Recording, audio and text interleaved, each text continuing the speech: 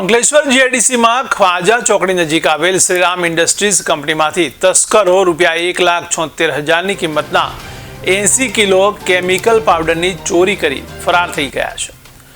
ત્યારે GIDC police મથકમાં police ફરિયાદ નોંધવામાં આવી છે, જેની તપાસ ભરૂચ એલસીબી પોલીસે શરૂ કરી હતી। આ દરમિયાન એલસીબી પોલીસને પેટ્રોલિંગ દરમિયાન મળેલી માહિતીના આધારે ઉત્તર પ્રદેશના અને હાલ ગડખોલ ની ગોકુલધામ સોસાયટીમાં રહેતા અર્જુન યાદવ અને મૂળ ઝારખંડનો અને હાલ અંકલેશ્વર ખાતે રહેતો બાદલ યાદવ તેમજ રણજીત કુંવરની ધરપકડ કરી હતી।